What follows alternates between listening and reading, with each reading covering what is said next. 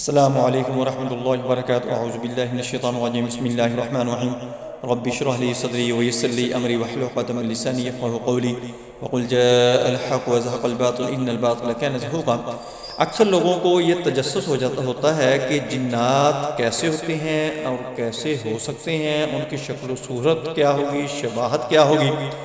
تو اکثر لوگ یہ سوال بھی کرتے ہیں کہ یہ جنات کو اگر دیکھنا ہو تو یہ کیسے لگتے ہیں، ان کی صورت ڈراؤنی ہوتی ہے یا نارمل لوگوں کی طرح ہوتے ہیں، یا یہ شکل بدل سکتے ہیں۔ دوستو، میں آج آپ کو ایک صحیح حدیث کی روایت سنانے لگا ہوں، جس کا حوالہ دے کر آگے میں بات کو چلاؤں گا۔ آپ کو خود بخود ہی سمجھ آ جائے گی کہ جنات دیکھنے میں کیسے لگتے ہیں اور جنات کیسے ہوتے ہیں۔ یحییٰ بن ابی کثیر فرماتے ہیں کہ میرے والد صاحب کا کھجوروں کا باغ تھا۔ ایک دن وہ کیا دیکھتے ہیں کہ کھجوریں کچھ کم ہو گئی ہیں، تو انہوں نے وہاں پر نگہبانی کرنا شروع کر دی، یعنی نگرانی کرنی شروع کر دی۔ تو وہ کیا دیکھتے ہیں کہ رات کے وقت ایک جانور آیا، لیکن وہ جانور بھی عجیب و غریب تھا کہ دیکھنے میں ایسے لگتا تھا کہ جانور ہو، لیکن لگتا ایسا تھا کہ جیسے بالغ لڑکا ہو۔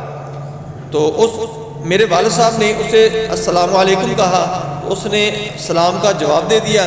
تو میرے والد صاحب اس سے مخاطب ہوئے اور کہا کہ تم کون ہو، تم جن ہو؟ تو اس نے کہا میں جن ہوں۔ تو میرے والد صاحب نے فرمایا کہ اپنے ہاتھ دکھاؤ۔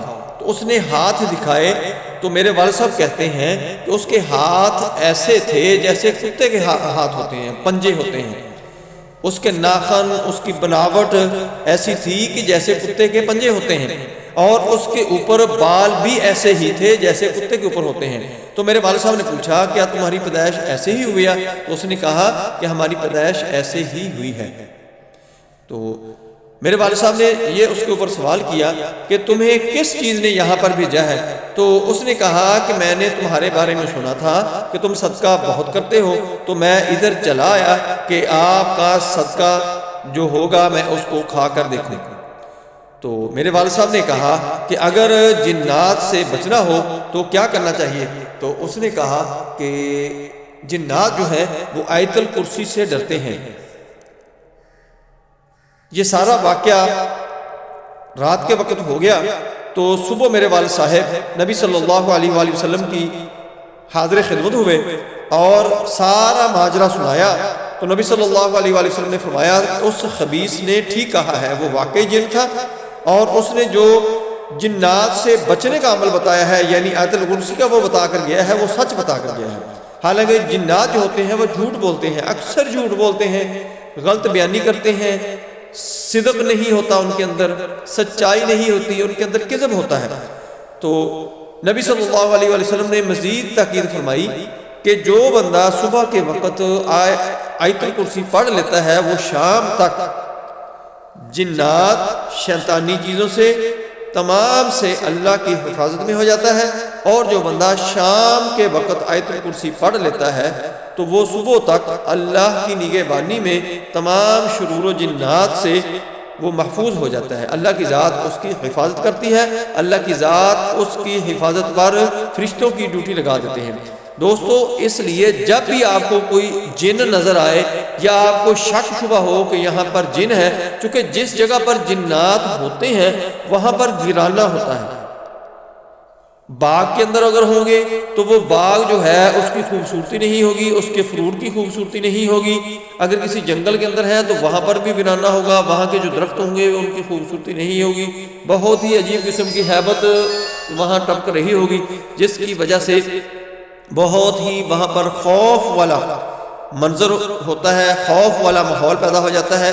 اور یہ جنات جو ہیں یہ عاشق بھی ہو جاتے ہیں، زنا بھی کرتے ہیں، اور جس کو چاہے اس کو تنگ کرنا شروع کر دیتے ہیں، کیونکہ ان کی جو نیچر ہوتی ہے، جو ان کی عادت ہوتی ہے، ان کی سرشت میں ہی شیطانی ہے۔ یہ شیطانیت کو ہی ہوا دیتے ہیں اور رحمانیت کو ये दूर भगाने की कोशिश करते हैं। और जब रहमानियत इनके आगे ला के खड़ी की जाए, यानी आयतुल कुर्सी पढ़ी जाए, वो रहमान का कलाम है, तो ये भागना शुरू कर देते हैं, वहाँ पर ये ठहर नहीं सकते। इसलिए जब भी आपको जिन्नात का शुबा हो, कहीं पर आपको नजर आ जाए, तो फौरन ही आयतुल कुर्सी का विर्द करना शुरू कर दें। यहाँ पर मैं 3 दफ़ा पढ़ दूंगा, अगर आप खुद नहीं पढ़ सकते तो मेरी ये तिलावत लगा लें। अल्लाहुम्मा सल्लि अला मुहम्मदिन व अला आलि मुहम्मदिन कमा सल्लैता अला इब्राहीम व अला आलि इब्राहीम इन्नका हमीदुम मजीद। अल्लाहुम्मा बारिक अला मुहम्मदिन व अला आलि मुहम्मदिन कमा बारकता अला इब्राहीम व अला आलि इब्राहीम इन्नका हमीदुम मजीद। अल्लाहुम्मा सल्लि अला मुहम्मदिन व अला आलि मुहम्मदिन कमा सल्लैता अला इब्राहीम व अला आलि इब्राहीम इन्नका हमीदुम मजीद। अल्लाहुम्मा बारिक अला मुहम्मदिन व अला आलि मुहम्मदिन कमा बारकता अला इब्राहीम व अला आलि इब्राहीम इन्नका हमीदुम मजीद। अल्लाहुम्मा सल्लि अला मुहम्मदिन व अला आलि मुहम्मदिन कमा सल्लैता अला इब्राहीम व अला आलि इब्राहीम इन्नका हमीदुम मजीद। अल्लाहुम्मा बारिक अला मुहम्मदिन व अला आलि मुहम्मदिन कमा बारकता अला इब्राहीम व अला आलि इब्राहीम इन्नका हमीदुम मजीद। الله لا إله إلا هو الحي القيوم لا تأخذه سنة ولا نوم له ما في السماوات وما في الأرض من ذا الذي يشفع عنده إلا بإذنه يعلم ما بين أيديهم وما خلفهم ولا يحيطون بشيء من علمه إلا بما شاء وسع كرسيه السماوات والأرض ولا يؤوده حفظهما وهو العلي العظيم.